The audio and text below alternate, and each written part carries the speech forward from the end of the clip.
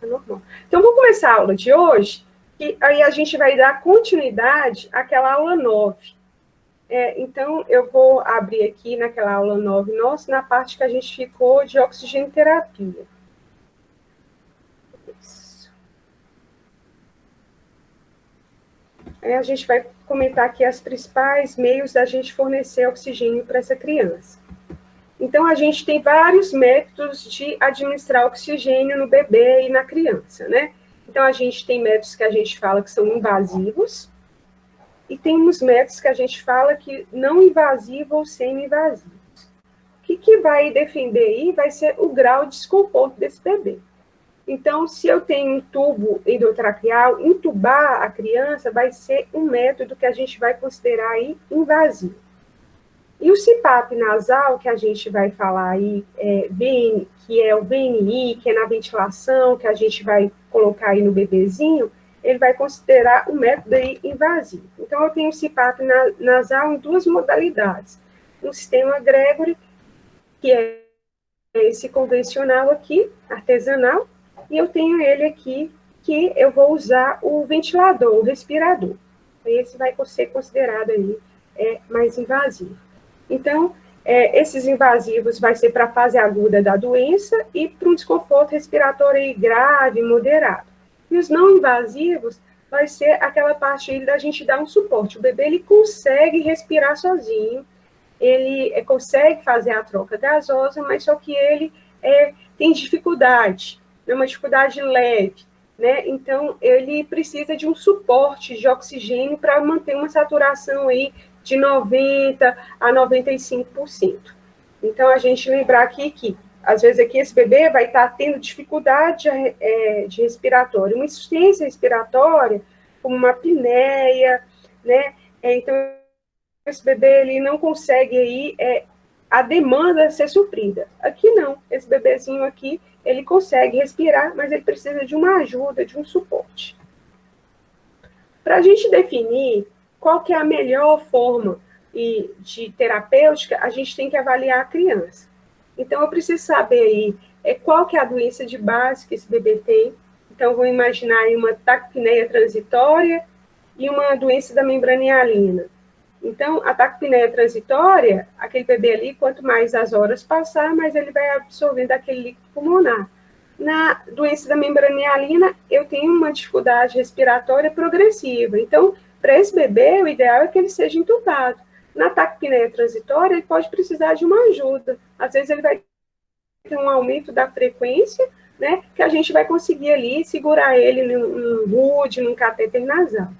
Então, se esse bebê tem alguma alteração, né, no pulmão, como a gente falou, alguma pneumonia, isso aí, né, ou uma doença de base, se ele é cardiopata, muitas vezes ele não vai saturar bem pela própria doença. Então, a gente tem que definir qual que é o limite daquele bebê, o que a gente espera o ideal para ele.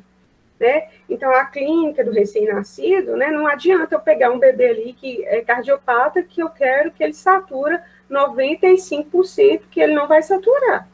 Então, eu tenho que estabelecer ali para aquele bebê o que a gente espera, o que é razoável e qual vai ser nosso objetivo.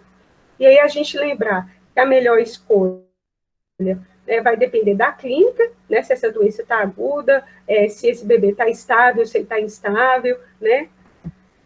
Vamos começar da forma invasiva aqui, a ventilação mecânica, ela vai ser indicada para esse quadro mesmo, grave, de insuficiência respiratória, né, vai ter essa parte aí do bebê que está instável hemodinamicamente, esse bebê que está chocado, um prematuro extremo, que a gente vai falar aí, menores de 30 semanas, menores de 1 quilo, então um bebê menor que 1 quilo, gente, provavelmente ele não tem musculatura, ele não tem pulmão que dá conta, ele vai precisar de uma ajuda.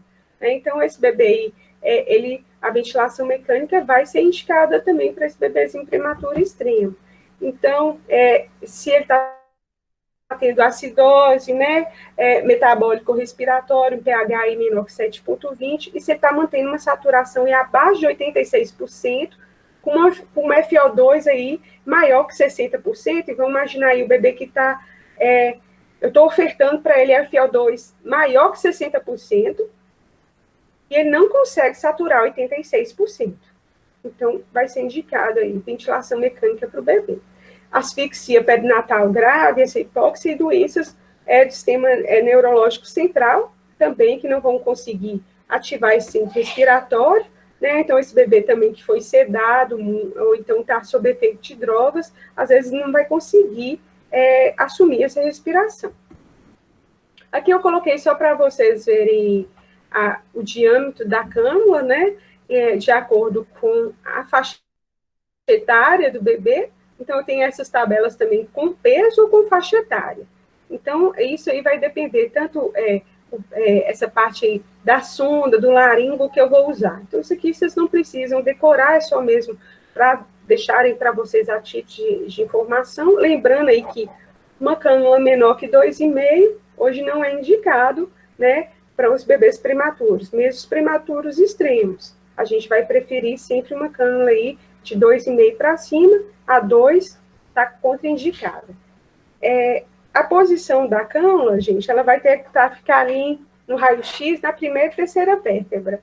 Então, na hora de fazer o raio-x lá, a gente vai ter que confirmar se essa cânula está bem localizada, porque senão eu posso estar comprometendo, né, vou estar ventilando mais um pulmão em detrimento do outro, e esse outro que está sendo hipoventilado, eu posso ter a teletasia, e nesse que está entrando muito ar, né, se esse tubo está seletivo, eu posso ter um risco maior de pneumotórax, né?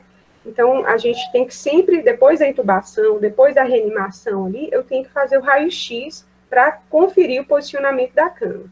A gente vai lembrar aí sempre que o tubo, ele não vai ter balonete, né, desse paciente neonatal, ele não vai ter balonete, só aí tem faixas etárias aí a partir de 8 anos, né, que vai ser indicado o balonete na criança. Então, isso vai divergir um pouco de literatura, mas aí a gente vai saber que esse balonete na faixa etária pediátrica, né, menores aí de 8 anos, 5 anos, não vai ser recomendado. Então, neonatal, então, nem se fala. Então, a gente vai preferir esse tubo aí mesmo sem o balonete.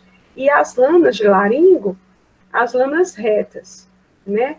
Então, a gente vai lembrar aí que a lâmina é reta, o tubo não tem balonete, e eu coloquei aqui só a título de ilustração mesmo, o Tensoplast, né, que eu não sei se vocês conhecem essa fita adesiva aí, mas ele é um esparadrapo, vamos falar aí, uma fita adesiva elástica.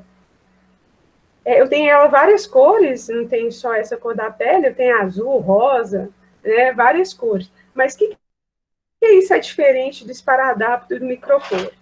O tensoplast, como ele tem um elástico, é como se fosse uma calça jeans com stretch. Ele estica, ele é poroso. E por que isso é bom? É porque ele acompanha os movimentos do bebê. Então, se o bebê mexe a cabecinha para o lado, mexe para cima, como ele é uma fita elástica, ele se molda naquele movimento. Então, ele não fica aquela coisa estática, dura ali, igual o esparadrapo e o micropóreo. Né? Então, às vezes, a gente coloca lá aquela fixação com micropóreo, esparadrapo, o menino virou, aí a fixação fica ali, né, parada ali, e o bebê pode estubar por causa disso, uma estubação acidental, por causa que não tem essa elasticidade. Então, o tensoplast também, ele é indicado porque ele não tem muita cola, igual a gente vê no esparadrapo, que a gente vê no micropóreo. Né? Então, ele não lesa a pele também, igual essas outras fitas. Hoje aqui a gente tem, no nosso meio, tensoplast, né, e ele é muito usado também para fixar sonda nasogás, sonda entérica, viu? Ele é muito usado também para fixar sonda, né, na neonatologia. Então, ele tem um bom desempenho aí, essa parte. Não sei se vocês já conheciam, mas é só para entender. Gente, quem está acordado aí, a gente vai começar a falar agora sobre CPAP nasal, e aí a gente explicar qual que é a indicação do CPAP, qual que é a importância que o CPAP tem na neonatologia. Então, antigamente, antes do CPAP, a gente tinha mesmo aí a opção de ventilar esse bebê, né? Muitas vezes aí sem a tecnologia, o João está acordado, bem, o João está aqui comigo acordado, quem mais também está aí, a gente lembrar aqui que o CPAP, vamos imaginar a neonatologia e os marcos, que a gente já falou alguns. O marco, que antigamente esses bebês prematuros não conseguiam sobreviver e hoje conseguem sobreviver, foi por causa da corticoide antinatal, foi por causa dessa parte do surfactante, e outra causa aí que melhorou muito a sobrevida e a qualidade de vida desses bebês, né, a chance aí de ter lesão pulmonar, foi o CPAP nasal.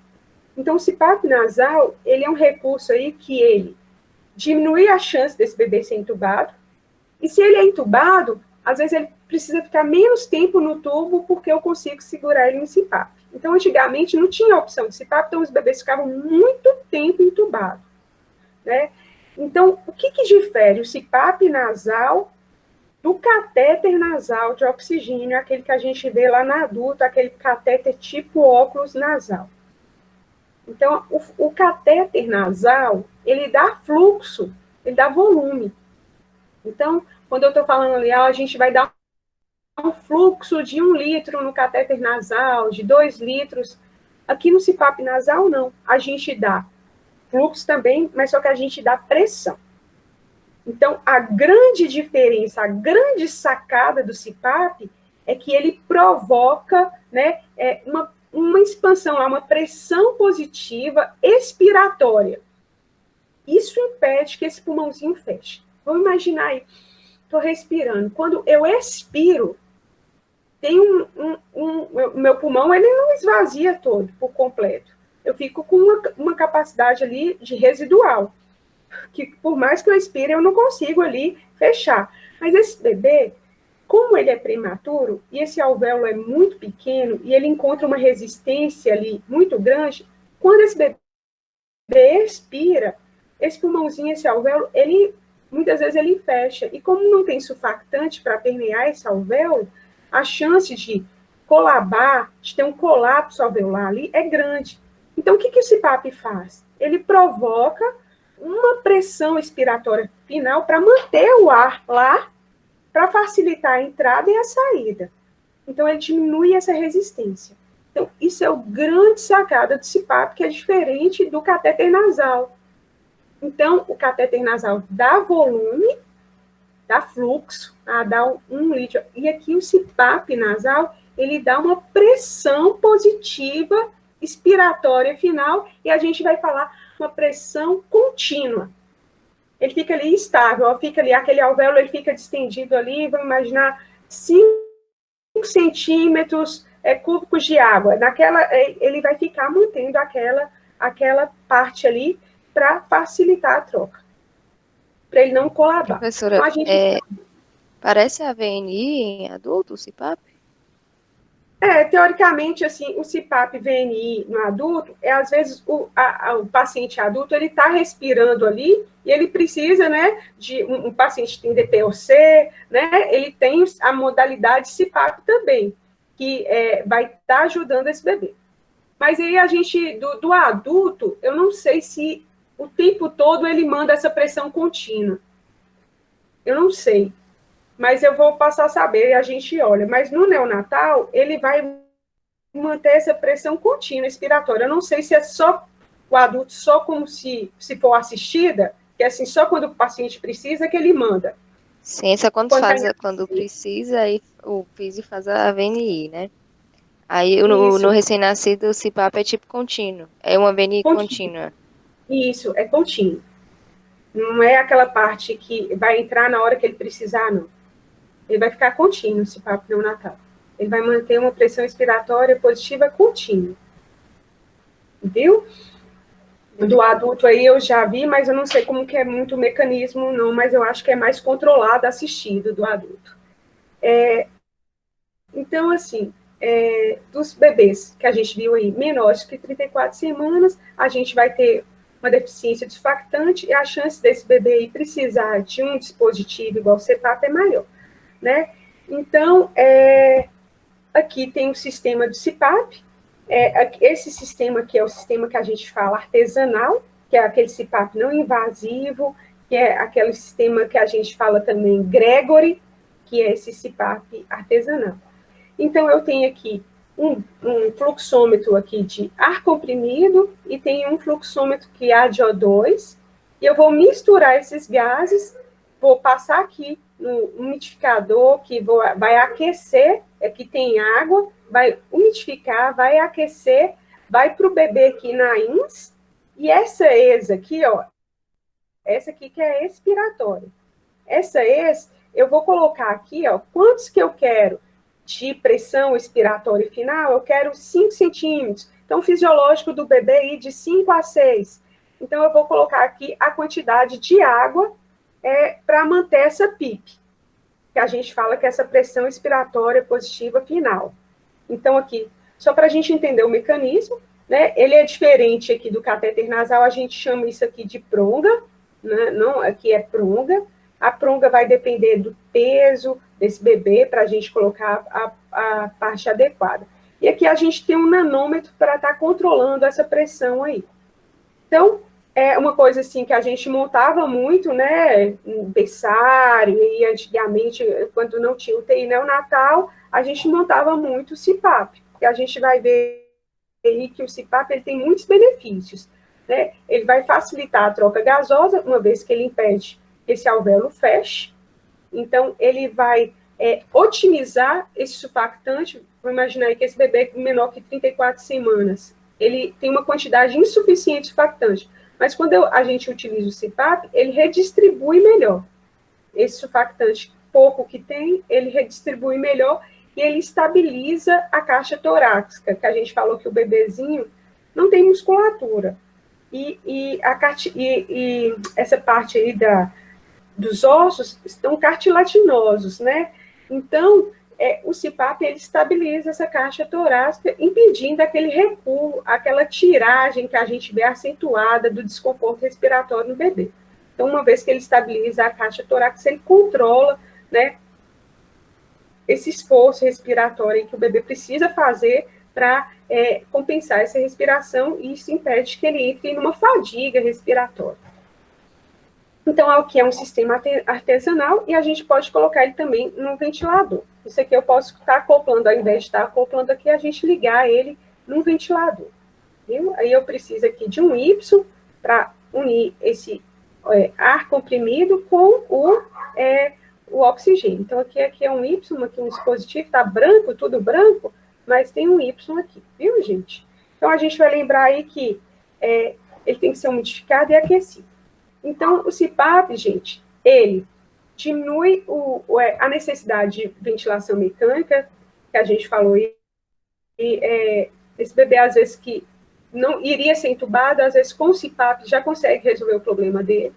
Ele diminui a internação hospitalar, porque esse bebê melhora mais rápido, já que ele não vai para a VM, ele não vai ter aquela parte aí que a gente falou de, às vezes, uma pneumonia, né? Então, essa parte aí, ele melhora esse bebê, que ele vai diminuir os riscos, né? E vai diminuir também o tempo de internação hospitalar. Então, ele vai melhorar essa qualidade de vida neonatal também, né? Que ele vai reduzir tanto a doença como a mortalidade. Doenças pulmonares, né? Quanto a mortalidade neonatal. Então, a gente viu aí que ele faz uma pressão contínua nas vias aéreas, na fase expiratória, e isso aumenta a capacidade residual, né, do gás que fica lá no pulmãozinho, e reduz a resistência vascular, melhorando essa troca gasosa. Isso aqui é essa parte. Ele é indicado aí para esses bebês que têm um esforço respiratório moderado a grave, né, nos bebês prematuros extremos, no bebê que está tendo aí, às vezes, uma apneia, né, pós-extubação. Então, é como se a gente vai tirar o oxigênio do bebê também gradativamente. Então, eu não tiro de uma vez. Então, às vezes o bebê vai do tubo, ele vai para o CPAP. Do CPAP, ele vai para o RUD ou para um catéter nasal. Aí eu vou diminuindo aí esses dispositivos ao ponto. Então, ele é um recurso, né, muito utilizado após a extubação, né, para manter esse pulmãozinho aí fazendo uma troca efetiva. Então, aqui as indicações prematuros extremos, né, prematuros aí que estão com dificuldade respiratória, apneia e pós-extubação. Contraindicação. A gente vai lembrar aí muito na hora lá da reanimação. A hérnia diafragmática, ela é contraindicação de VPP, né, ventilação pressão positiva. Porque quando eu vou ventilar esse bebê, eu vou acabar ventilando as alças, né, e vou estar insuflando isso e vou restringir o diafragma. Se essas vísceras estão aqui, né, ao nível do diafragma, se eu estou colocando o CPAP, ele vai distender essas alças abdominais ali e vai estar restringindo esse movimento aqui de respiração da troca gasosa. Então, aí a gente já está falando uma das efeitos colaterais do CPAP, que ele causa distensão abdominal. Né? Então, o CPAP, ele vai estar melhorando essa troca gasosa, mas ele vai dar uma distensão abdominal nesse bebê, porque de todo jeito eu estou colocando oxigênio e fluxo para dentro desse menino com pressão. Né? Então, a tendência da barriguinha dele é ficar mais estendida. Se eu tenho uma hérnia diafragmática, eu não vou usar, porque eu vou estar aqui restringindo essa troca gasosa. A atresia de Coanda, se eu tenho más formações, como a gente viu que ele é um dispositivo aqui, eu não vou conseguir usar, vai escapar. A mesma coisa das fístulas. Se esse bebê está chocado, né, a gente também não vai fazer o CPAP, porque ele precisa ser entubado, ele precisa de droga vasoativa. Esses bebês que estão graves hemodinamicamente, eles precisam estar sedados, às vezes, né, entubados. E aí a gente vai ver a mesma coisa aqui da hérnia. Eu não vou indicar o CPAP para quem tem doença ou pós-operatória, doença do aparelho gastrointestinal, porque vai distender esse abdômen, né? Então, a gente não quer isso. Então, as complicações do CPAP. A gente vai lembrar aí que essa parte da lesão de mucosa nasal, do septo, a gente lembrar aqui que a gente tem uma cartilagem no nariz, e essa cartilagem, ela não se regenera, viu, gente? Então, como o CPAP, às vezes, vai ficar um tempo ali, e às vezes o jeito que ele foi colocado, ele pode causar uma pressão ali naquela mucosa nasal e fazer uma lesão de septo. Então, uma das formas da gente evitar isso é posicionar direito o CPAP, né? Não que ele aperte muito no bebê, no narizinho do bebê, e também a gente fazendo massagens no narizinho, né, para ativar a circulação e tá umidificando também. Então, obstrução nasal, então a gente, às vezes, uma pequena quantidade de secreção, um coágulo já consegue obstruir essa narina, que a gente falou que a narina do bebê, ela é muito pequena, né? Então, às vezes, uma quantidade de secreção ali, que a gente acha pouca, mas para aquele tamanho daquele nariz, vai repercutir na troca gasosa. Então, às vezes, um coágulo ali que eu tirei, uma secreção mais seca ali, espessa, que a gente tirou, né, a gente vai conseguir ventilar esse bebê melhor. Então, como o CPAP, às vezes, ele pode ressecar essa mucosa, pode acontecer um sangramento e ter essa obstrução nasal. Né? Então, essa mucosa ficar mais ressecada e essa secreção ficar mais ressecada e obstruir. Então, eu posso ter necrose, sepsis, distensão abdominal, que a gente falou aí, que ele vai causar. Então, se eu estou distendendo o abdômen, às vezes eu posso ter uma intolerância alimentar, vômito, por causa dessa parte aí que o esfíncter ainda não está maduro o suficiente, e esse abdômen está distendido, eu posso ter aí maior episódios de estase gástrica, vômito, intolerância à dieta. Pneumotórax, a gente vai lembrar que o CPAP, ele tem pressão. Então, se eu estou dando uma pressão, eu corro o risco de fazer um barotrauma nesse bebê. Então, níveis acima de 5 centímetros de água, né, ele pode estar aí também rompendo esse alvéolo, fazendo um pneumotórax. Então, por isso, gente, eu falo assim, essa parte aqui vai ser a PIP, que a gente fala, a PEP, ela vai ser de acordo com a idade gestacional, com o peso daquele bebê. Não posso dar uma pressão excessiva, não, porque senão eu posso fazer o pneumotórax nesse bebê. E lesões na cabeça por causa da toquinha. Essas são as complicações aqui de CPAP. Aqui a gente tem um CPAP que, além de estar torto, né, ele pegou aqui, olha, o narizinho, como se ele estivesse batendo aqui em cima, no narizinho, encostando no septo. Então, a gente lembrar aí que esse mau posicionamento do CPAP, ele pode estar dando lesão e sangramento na narina. Só para a gente ver aqui a título de informação, olha como é que essa sonda está fixada, né? Isso aqui, os fonos, né? Adoro, para a gente estar estimulando, né? Essa musculatura, a sensibilidade oral aqui. Então, a gente não colocar esparadrapo, microporo aqui, restringindo esse movimento da mandíbula, né? Então, aqui, para esse bebê conseguir fazer esse movimento aqui, não atrofiar essa musculatura, o desenvolvimento aqui dessa musculatura. Então, essa parte aqui dos procedimentos de instalação, de colocar a touca, então a gente vai ver para não machucar a cabecinha do bebê e não colocar fita, né? A gente vai colocar ele na touquinha e a gente vai ver que essa touca ela tem que estar firme a ponto dela não sair e também não pode estar muito apertada a ponto de ficar comprimindo ali a cabeça e fazendo uma lesão. Então, a gente vai lembrar aí que se a touquinha ficar frouxa e for saindo, ela vai puxando o CPAP para cima e vai estar comprimindo essas narinas. E também, a gente lembrar aí que a gente vai ter que ter o colchinho, que ele é crítico para o posicionamento do CPAP, que vai evitar a hiperextensão da cabeça. Se a gente está colocando ali um dispositivo, né, para cima, se eu não tenho um colchinho para apoiar, senão ele vai fazer isso aqui, vai empurrar o peso do CPAP, do circuito, a cabecinha dele para trás.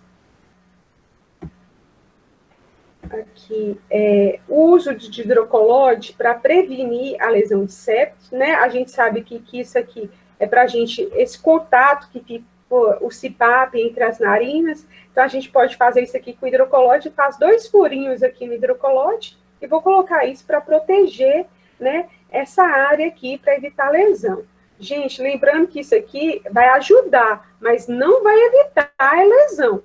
O que vai evitar a lesão é a gente inspecionar, usar a pronga certa, adequada para aquele bebê, né? E tá ativando, fazendo massagem, estilando soro aí nessa narina, né? Então, isso aqui vai ajudar, mas não evita a lesão de septo, não.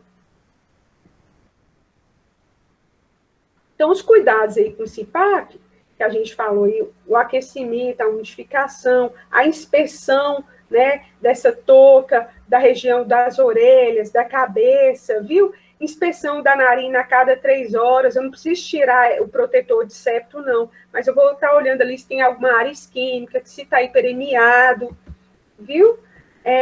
Aspiração do bebezinho, né, para evitar essa parte da obstrução. Então, aqui, certo. Gente, aqui, dessa critérios de falha de CPAP. A gente vai considerar que o CPAP falhou quando esse bebê está tendo apneias recorrentes ou ele precisa de aí, um FO2 acima de 60% para estar saturando aí 90%. Então, a gente vai ver aí, se está com uma taquipneia também superior a 80 movimentos por minuto, aí eu já indicado aí apneia persistente ou bradicardia, eu já vou considerar intubação e não o CPAP. Então, aqui do CPAP, o que eu quero, assim, que a gente lembre aí das complicações, né, de septo, que isso aí são preveníveis, gente, isso é cuidado de enfermagem. Então, se a gente pegar ali para um técnico de enfermagem, falar assim, olha, tem um bebê com CPAP e um bebê entubado, ele vai falar com você que ele prefere sempre cuidar do entubado. Porque o entubado, ele não dá tanto trabalho para a enfermagem, né? Eu posso dar aquele paciente. Agora, no CPAP, eu preciso ter uma assistência ali de enfermagem muito rigorosa, por causa da posição da cabeça, da posição da pronga, de avaliar essa narina, de fazer massagem, de estilar soro, de desobstruir vias aéreas. Esse bebê mexe, a touquinha às vezes sai do lugar, né? O circuito dobra, tem umidificação no circuito, eu tenho que tirar aquela água, às vezes, que condensa nesse circuito. Então, a gente fala assim, o CPAP, ele precisa de uma atuação, de uma enfermagem ali efetiva. Então, às vezes, tem médico que fala assim, olha, não me senti seguro ali com quem estava, às vezes, numa unidade ali, não senti seguro ali como que ia ser esse cuidado desse bebê. Então, no CPAP. Então, eu preferi entubar. Então, essa parte aí, a enfermagem, ela precisa pegar isso para si, porque sem cuidado não tem CPAP. Não tem esse trem, vou deixar o bebê lá e só olhar ele depois, então o CPAP saiu, né? Então, eu não vou conseguir ter esses benefícios do CPAP. Então, eu dependo muito da assistência de enfermagem. Né? Então, é onde que a enfermagem se mostra aí, que é nessa parte do CPAP. Então, aqui a gente tem... outra coisa que a gente não viu ali, que não está falando, o CPAP, um dos efeitos colaterais que ele vai ter é a cialorreia. Essa salivação excessiva aqui, porque como eu estou aumentando a pressão aqui em vias aéreas, acaba que esse bebê, ele saliva mais aqui. Então, pode acontecer isso sim.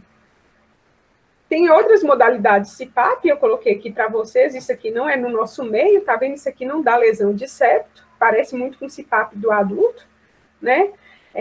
E aqui outro dispositivo, mas o que a gente fica aqui mais no nosso meio mesmo é esse CPAP aqui com a pronguinha. Né? Então, essa pronguinha aqui, ela tem que ser do tamanho adequado do bebê, que ela não pode ser menor, né? Porque vai escapar ar, eu não vou conseguir fazer essa pressão efetiva, e a pronga vai dançar muito no nariz, e aí vai dar mais lesão. Ela não pode ser também muito grande, porque senão a gente vai estar fazendo isquemia. Então, aqui é só um bebezinho aqui que a gente pode colocar ele no canguru, no CPAP, só a gente lembrar.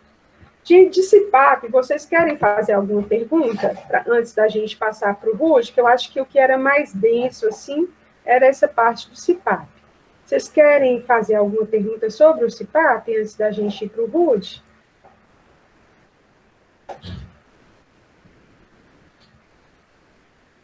Não? Então, a gente, indo aqui para o RUD, a gente vai lembrar aqui que...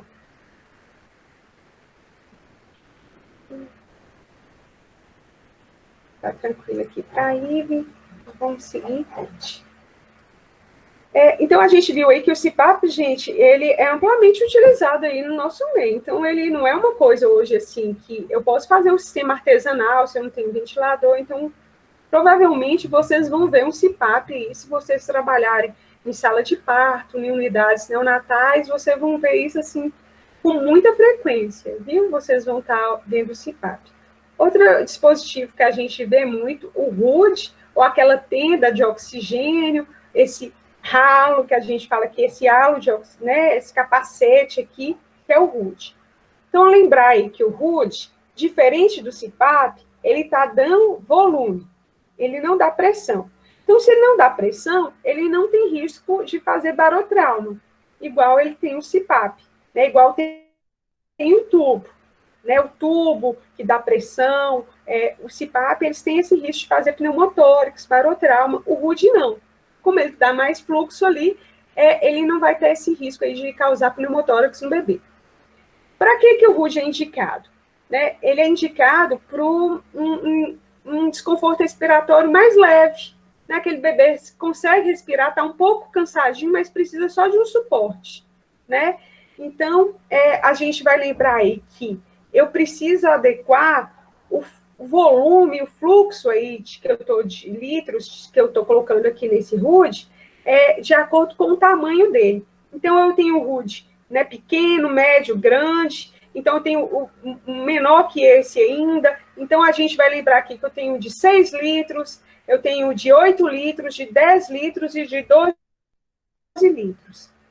Então, eu preciso entender que para o ar circular aqui, eu não posso colocar um volume menor do que desse dispositivo. Vamos imaginar aqui que eu estou com um RUD maior.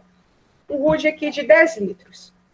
Se eu coloco só 1 litro de oxigênio, eu não vou conseguir circular esse oxigênio aqui dentro. Esse bebê vai começar a respirar aqui dentro desse capacete e vai eliminar muito CO2. Então, ele vai reinalar. Então, eu preciso, para o RUD funcionar efetivamente, que eu faça um fluxo aqui. Né? Aí a gente vai ver aqui um fluxo entre 2 a 3 litros quilos por minuto, ou então eu vou lembrar, eu vou colocar aqui de acordo com o tamanho do RUD, com a capacidade desse capacete aqui. Então, se eu colocar a menos aqui, eu não vou conseguir ser efetivo nessa terapia. Então, a gente lembrar disso. Aqui eu só coloquei uma tabelinha aqui do RUD de 8 litros, mas o de 6, o de 10, o de 12, né, ele tem, assim, porque isso é um cálculo matemático baseado aqui na FO2, essa regra aqui, ó, quantidade de litros de O2 vezes 100, mais a quantidade de ar, mais o total de litros de O2 de ar dividido, que a gente vai ter essa porcentagem aqui de acordo com o tamanho do RUD. Então, não precisa preocupar com essa conta aqui, não, que a gente já tem tabelas prontas para isso. Eu posso deixar lá na minha unidade neonatal, pregado lá no meu mural, no meu berço, para a gente estar lembrando disso aqui. Então, se eu estou, por exemplo, com oferecendo oxigênio a 7 litros e ar a 1 litro, para esse RUD que é de 8, eu estou dando um FO2 aí de 90%. Se eu estou dando aqui 1 de oxigênio e 7 de ar, eu estou dando aí um FO2 de 30%. Aqui a gente vai lembrar que isso que é 0,3, né, mas a gente vai falar aí 30%, né, nessa porcentagem. Então, gente, a gente vai lembrar que eu vou ter que ter uma constante de volume ali para eu conseguir circular aqui dentro. Então, a gente vai, à medida que eu vou diminuindo o oxigênio, eu vou aumentando o ar, para garantir esse total aqui de volume. Então, a gente viu aí que ele serve para esse desconforto respiratório leve, e uma das desvantagens dele aqui é que eu vou estar usando, né, tanto o ar comprimido quanto o oxigênio, e vai estar umidificado. Então, às vezes, essas bolhas de ar fazem um barulho grande lá no interior do RUD, né? Isso vai dificultar, essa parte vai irritar mais o bebê.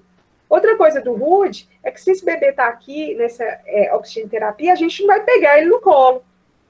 Então, esse bebezinho aqui, ele vai ficar mais restrito, então ele vai ficar mais choroso, às vezes ele pode ficar mais irritado. Então, isso é uma das desvantagens aqui do RUD também, né? A gente vai lembrar aqui que o tamanho e o posicionamento da cabeça, esse bebê mesmo aqui não está com colchinho, está com o pescocinho bem dobradinho aqui, que isso vai estar interferindo também na troca de gasose.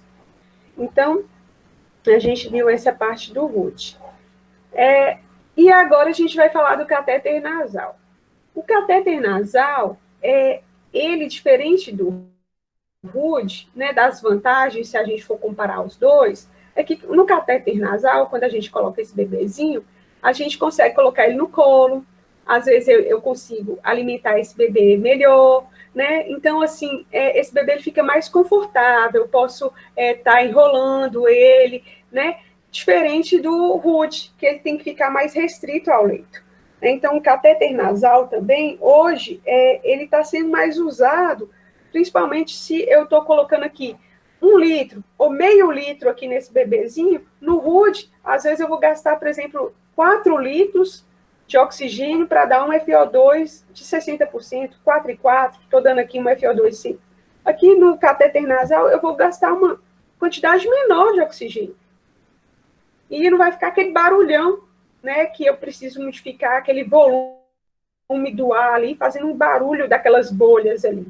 Então, ele para o bebê, ele é mais tolerado, mas às vezes a mesma coisa. Se eu não tiver um cuidado de enfermagem efetivo, esse bebê vai mexendo aqui e esse catéter vai sair, vai ter escape de ar, né? Então, uma das desvantagens do catéter nasal, como CPAP, eu tenho que ter alguém para cuidar desse bebê, né? Eu tenho que ir ali para estar observando isso.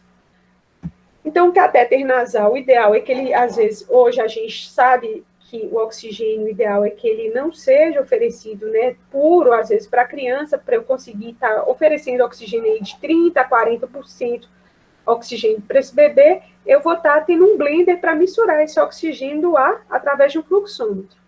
Então, isso aqui, gente, o ideal aqui é que esse seja abaixo de 2 litros por minuto, para não ressecar e não traumatizar essa mucosa, né? Eu posso, tanto o RUD como o catéter nasal, eu posso oferecer oxigênio a 100%, gente. Então, se eu venho aqui, ó, eu posso oferecer a 100%, mas não quer dizer que se esse bebê está 100% aqui, né, de oxigênio, 2 litros puro de oxigênio aqui para ele, e ele não está conseguindo subir a saturação, o que está me dizendo é que ele não está precisando disso aqui, não. ele está precisando de um CPAP, ou está precisando de um tubo. Um bebê que está com desconforto respiratório e está no RUD e precisa de um RUD acima de 60%, ele está me dizendo que o RUD não está sendo suficiente para ele. Então, eu tenho que pensar num outro dispositivo. Então, o ideal aí para esses dispositivos com desconforto respiratório leve aí, vai ser aí uma FO2 de 30% a 40%.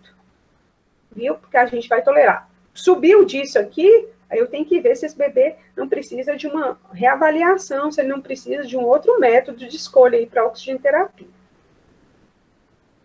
Na incubadora, a gente lembrar aí que o oxigênio que é administrado na incubadora, ele, toda vez que eu abrir a portinhola, eu vou diminuir a concentração desse oxigênio que está lá. Então, são para bebês que estão estáveis demais, ou bebê que às vezes tem uma displasia, que ele precisa assim, de uma quantidade mínima de oxigênio, mas se tira ali, aquele tem uma repercussão. Então, hoje a gente pode, tanto só pelo látex, colocar o oxigênio lá na incubadora, como eu tenho incubadoras hoje de modelos novos, que eu consigo colocar o látex na parte de trás da incubadora, e não dentro. Na parte de trás, porque ela já umidifica e aquece aquele ar. Então, hoje tem incubadoras novas que a gente consegue controlar a quantidade de oxigênio que eu preciso ali para o bebê, e já consigo umidificar e aquecer, aproveitando a água da incubadora também. Então, o da incubadora vai ser para restrito para aqueles bebês ali que já estão em desmame, né, ou então que tem uma doença pulmonar, que precisa de concentrações pequenas de oxigênio. Lembrando que a cada vez que eu estou abrindo essa incubadora, eu estou diminuindo, né, essa concentração de oxigênio. Então, a gente tem que abrir as portinholas da incubadora e ir o mínimo possível. Sobre os cuidados com a oxigenoterapia, a gente vai lembrar de manter as vias aéreas pérvias. Porque se não tem aí, se tem secreção, não vai adiantar, né? Vai obstruir o tubo, vai obstruir o nariz, o CPAP. Então, a gente tem que lembrar de lavar essas vias aéreas com soro fisiológico. Então, está instilando, pingando o sorinho no nariz do bebê, né? Se eu estou no CPAP e ele está distendendo muito o abdômen desse bebê, eu posso estar passando uma sondinha gástrica para descomprimir esse abdômen e posicionar melhor esse diafragma para facilitar essa troca gasosa. O coxinha, a gente vai lembrar que eu preciso fazer uma leve extensão de pescoço, eu preciso apoiar essa criança, então é imprescindível, às vezes só de posicionar o bebê ele já melhora.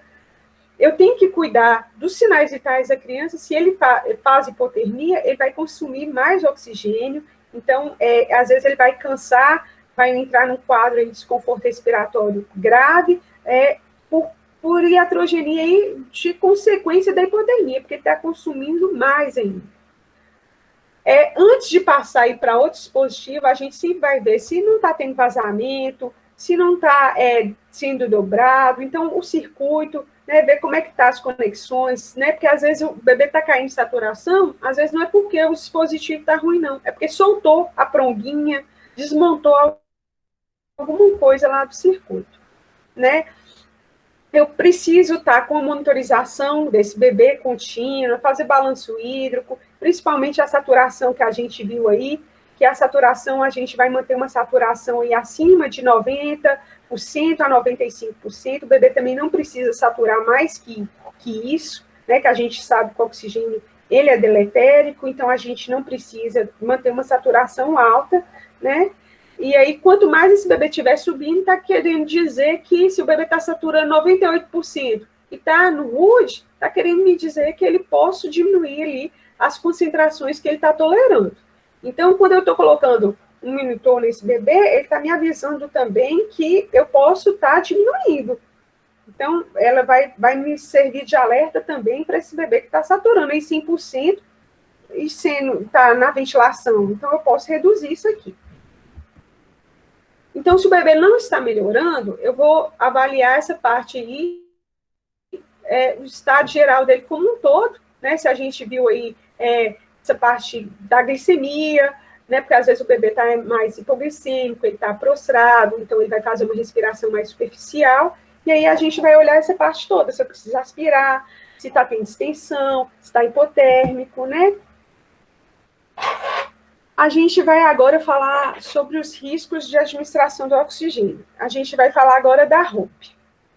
Espero que está tranquilo, não sei se está indo rápido demais para vocês, né? Mas era mesmo uma pincelada que a gente deu aí nos dispositivos, né? E agora a gente vai falar aí dos malefícios. O oxigênio é uma droga, é um gás medicinal. E aí a gente sabe, assim, que a gente está usando oxigênio, e isso melhorou, né, essa parte aí da vida, da sobrevida desse paciente, mas ele vem com um preço. E muito antigamente a gente não sabia que esse excesso de oxigênio, essa hiperóxia, ela fosse deletérica. Então ela faz tipo uma oxidação nas células. Então é maléfico. Então antigamente a gente não tinha uma noção que o excesso de oxigênio faz mal. Então, isso foi uma das causas de HOP, isso ainda acontece hoje nos dias que a retinopatia da prematuridade é a principal causa de cegueira infantil na América Latina e no Brasil, né, para a gente entender aí, e isso vem diretamente relacionado ao uso, né, do oxigênio. Não vou falar só excessivo ou mal administrado de oxigênio, ou de acordo com aquele bebê. Vou imaginar assim, nossa, Priscila, esse menino ficou usando oxigênio a 100% 3 dias. Ou era isso, ou ele não bebia, gente. Porque às vezes você dá oxigênio a 100% para o bebê e ele está saturando 70%, ele só está saturando 60%. Então, teve um custo ali, né? Mas hoje, quando eu sei que esse bebê está recuperando, essa saturação está melhorando, está me dizendo que eu já posso ajustar os parâmetros da oxigenoterapia. Então, antigamente, isso não acontecia assim, ao longo do dia. Então, isso é muito dinâmico, não é deixa o catéter lá, 2 litros e saio, e amanhã eu reavalio se eu posso diminuir para 1 litro, né, no catéter nasal. Eu não deixo o CPAP lá 60% e vira as costas, ele vai ficar a 60% de oxigênio o dia inteiro. À medida que esse menino vai melhorando, a gente vai reduzindo. Piorou? Precisa de dar mais um pouco? Então, isso é dinâmico, ao tempo todo a gente está ajustando ali para evitar que esse bebê fique saturando ali, além do que ele precisa. Então, a retinopatia da prematuridade, ela tem um impacto muito grande na qualidade de vida desse bebê, né, porque ele pode levar tanto graus de déficit visual até a cegueira completa. Um dos famosos aí que tem retinopatia, que teve, né, retinopatia da prematuridade, eu estou falando assim que vai passando os anos, quando eu falo para os alunos, ninguém sabe quem é, né? Mas o povo antigo, igual da minha geração, sabe quem que é Stevie Wonder. Aquele cara lá que ficava no piano, com óculos e balançando a cabeça, aquela música I just called to say I love you. Então, esse Stevie Wonder, ele teve retinopatia da prematuridade e ficou cego, né? Aquele cantor famoso. Então, a gente entender o que eu preciso para desenvolver a retinopatia? Eu preciso de um bebê prematuro, ele chama retinopatia da prematuridade, né? Eu preciso de uma predisposição genética, né? Eu preciso de uma predisposição genética desse bebê, não é fator hereditário, é uma predisposição genética, e eu preciso de oxigênio. Então, quando eu tenho essa triade, eu posso desenvolver um quadro de retinopatia. E essa retinopatia, essa doença dessa retina, essa apatia, que é essa doença dessa retina, ela se manifesta como uma proliferação dos vasos de uma forma, né, inadequada, ela é desarranjada. Então, a retina do bebê pode ter tanto sangramento, hemorragia, e ela pode se deslocar, causando esse déficit visual aí permanente. Então, hoje a gente sabe que a retinopatia, ela é um monitor da qualidade de assistência neonatal. A retinopatia, ela pode ser evitada. Quanto mais a gente entende os malefícios do oxigênio, mais a gente pode controlar isso aí. Então, hoje, na reanimação neonatal, a gente já fala de bebê que nasceu maior que 34 semanas, eu não começo ventilando ele com oxigênio, né? Eu vou começar a fazer VPP em ambiente. eu vou começar aumentando o oxigênio de 20% a 20%. Então, eu vou para 40%, 60%, 80%. Então, lá mesmo falam, a maioria dos bebês não vão precisar de uma fração de oxigênio expiratório maior que 60% na reanimação. Então, hoje a gente está preocupado em controlar mais essa oferta do oxigênio do bebê. Você viu até que um catéter nasal, a figura que a gente tem com um blender? Então, isso hoje não é nossa realidade, de oferecer no catéter nasal aqui 1 litro de oxigênio misturado com O2. Então, às vezes, a gente está aqui com 1 litro puro de oxigênio. Então, eu estou oferecendo esse oxigênio a 100%, né? Então, eu posso usar ele assim. Mas hoje a literatura já recomenda que eu faça esse mistura de gases, né? Então, a gente vai lembrar aí dessa parte. Então, quanto mais prematuro ele for, mais ele tem o risco de desenvolver retinopatia da prematuridade.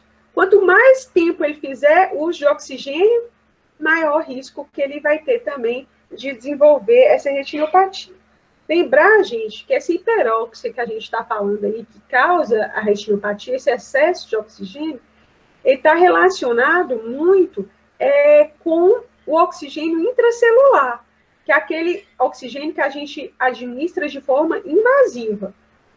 Viu? Ele está mais relacionado a esse tipo de oxigênio, e não, às vezes, aí no RUD, o oxigênio está aí no olho do bebê, lá no RUD, tampa o olhinho, né? Então, ele está mais relacionado a essa hiperóxia aqui, esse excesso de oxigênio intracelular, viu? E aí, se esse bebê já tem um problema de choque séptico, né, essa predisposição aqui de apneia, maior risco também ele vai ter de desenvolver retinopatia da prematuridade. Para acompanhar isso, todo bebê, né, ele tem que fazer um mapeamento de retina, um bebê prematuro, para estar acompanhando a pressão dentro desse olho, né, para estar reduzindo essa pressão, para estar vendo como está essa vascularização, para impedir que tenha aí uma pressão aumentada e que aí tem esse sangramento, esse extravasamento aqui, e desloca essa rotina, viu? Daqui, gente, esse bebê, ele é sedado, igual a gente vai fazer exame, né, no oftalmologista, tem um colírio anestésico, viu? Para a gente estar fazendo isso aqui. Diferente daquela lá que a gente viu, né? Daquela fixação de sonda, essa aqui tampou a boca do bebê toda, né? Ainda prendeu aqui em cima. Então, assim, a gente às vezes acha que quanto mais fita vai ser melhor. E nem sempre, né? Então, o outro problema que a gente vai lembrar quando a gente estiver falando de oxigenoterapia, né? No paciente pediátrico, vai ser a displasia broncopulmonar. A displasia broncopulmonar é uma lesão desse pulmão. É uma doença, vamos imaginar aí, uma doença pulmonar desse paciente pediátrico, desse paciente neonatal. Ela, gente, quando a gente vai lembrar aí para vocês, é aquele bebezinho que vai para casa usando oxigênio. Aquele bebezinho que está lá, que às vezes a gente encontra no shopping em cidades maiores, né, assim, porque quanto maior a população, né, mais a gente tem esse risco também da displasia broncopulmonar, né? A gente vai ver aquele bebezinho que está lá no shopping passeando, né? A gente consegue ver mais isso nos grandes centros, porque tem recurso para o bebê andar com aquilo ali, né? Porque aqui, às vezes, a gente, até para levar um bebê desse para casa, é um drama, né? Em cidades que têm mais recursos, pessoas que têm mais recursos, a gente, às vezes, consegue ver essas criancinhas aí passeando com o seu cachorrinho a tiracolo, sua bala de oxigênio. Então, a displasia broncopulmonar, ela acontece por causa de uma lesão pulmonar, né, causada por esse oxigênio. Então, o oxigênio vai fazer um processo inflamatório que vai dar uma fibrose nesse pulmãozinho desse bebê. E aí ele não vai conseguir, onde que esse pulmão está fibrosado, ele não consegue fazer essa troca gasosa efetiva. Então, às vezes, o bebê precisa de quantidades mínimas de oxigênio, mas se tira aquilo ali, ele tem uma sudorese, ele tem uma palidez, uma agitação. Então, assim, é só meio, mas se tirar aquele meio, ele não consegue ficar com uma saturação acima de 90%, acima de 92%. E tem repercussões. Não, ele só está saturando aí mais ou menos, não, mas ele tem repercussões, né? Ele tem sudorese, ele tem agitação, ele tem palidez. Então, a gente vai lembrar aí que essa lesão pulmonar, ela é provocada, né, pela ventilação, que provoca uma ruptura nessa estrutura pulmonar que está imatura. Então, ele desenvolve de forma anormal e gera um processo inflamatório, né, que vai desencadear nessa agressão, né, nessa fibrose. Então, tanto pelo volume excessivo, volume trauma, né, quanto pela pressão, né. O tratamento aí da displasia, ela é feita com diuréticos, né? Às vezes o bebê, tá usando clorana, aldactone, né? Então a espirolactona, não é por causa de uma cardiopatia, alguma coisa, mas sim para estar mantendo ali um débito ali constante e esse pulmão não encharcar demais. Então tá aí aqui a área de fibrose. Então a displasia, à medida que esse bebê cresce, que essa criança vai crescendo, o pulmão também vai desenvolvendo o tamanho dos alvéolos, né? Então, à medida que esse bebê cresce, ele vai melhorando nessa capacidade de reserva, ele vai conseguindo ficar sem esse oxigênio. Às vezes, ele vai melhorar com o passar do tempo, né? Com, às vezes, aí, bebês em 1 ano, 2 anos, vai depender de como está esse envolvimento e essa área que foi acometida. Então, ela vai melhorar pelo amadurecimento, pelo crescimento da criança e, consequentemente, pelo desenvolvimento aqui da árvore traqueobronca. Então, aqui está o exercício. Eu vou mandar para vocês esse exercício e na próxima aula a gente vai corrigir e vai tirar as dúvidas.